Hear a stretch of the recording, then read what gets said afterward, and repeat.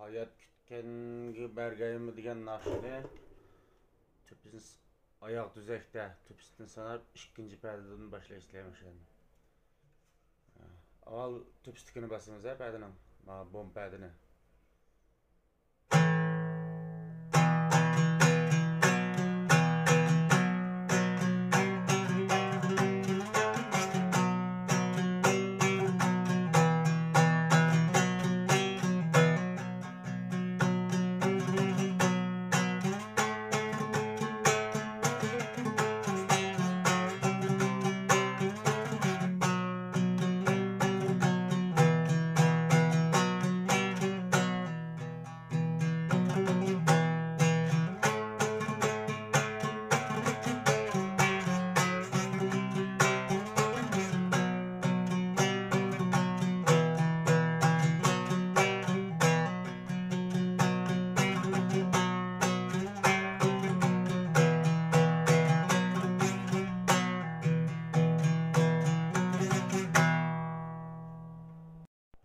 Onamni eslab degan naqshini duttaning oyoq tuzakka tuzaymiz.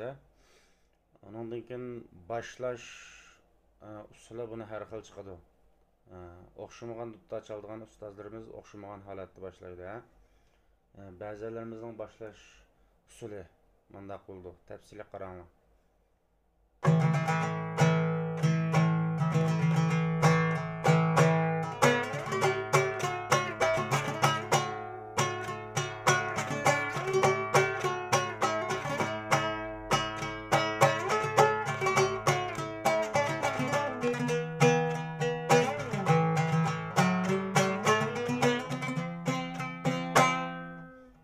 Bunda başlaydı. Yeni ba'zilarimiz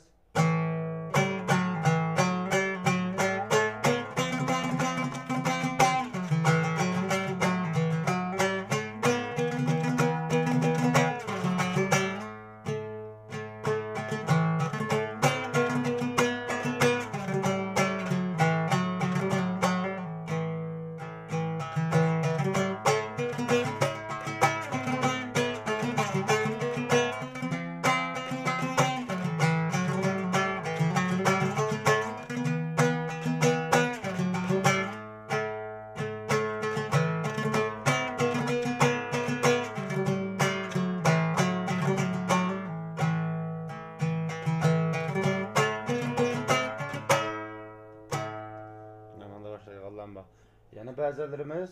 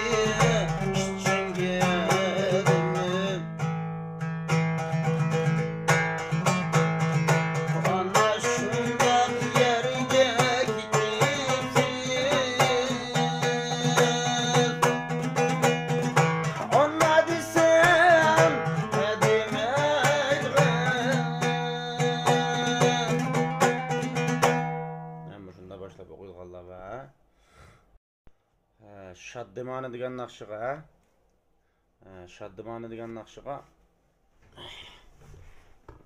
duttani oyoq tuzakka tuzaymiz. Oyoq tuzakka tuzab, umumlashgan, qaysi kuni men ko'rsatib qo'ygan umumlashgan usulda chalamiz.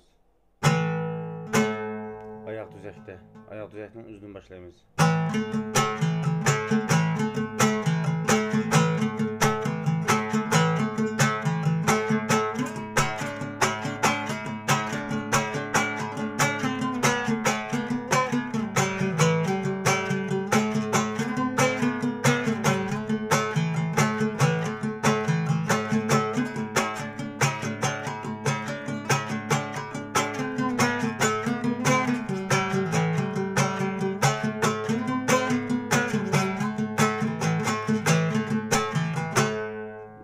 Chiqadi. Gulliala degan naqshining boshlash nuqtasi oyoq tuzak, oyoq payda, oyoq tuzakning uzun boshlanadi, umumlashgan usulda.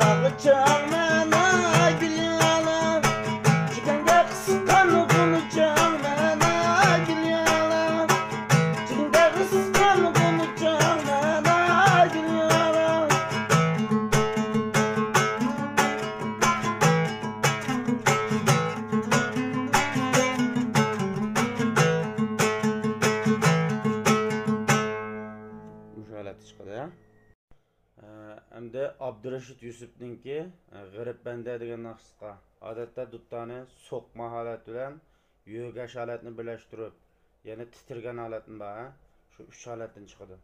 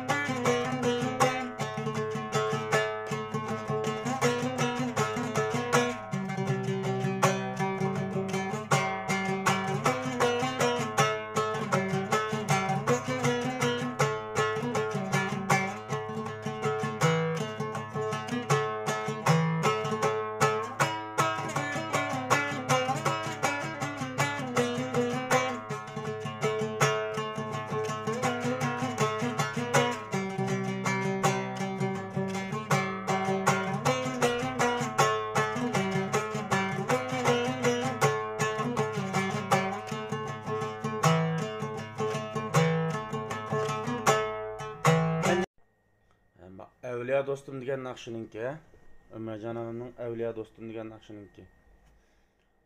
Oyoq tuzak, oyoq paydining uzun boshlanadi. Bir vaqtlar mashay tushadi.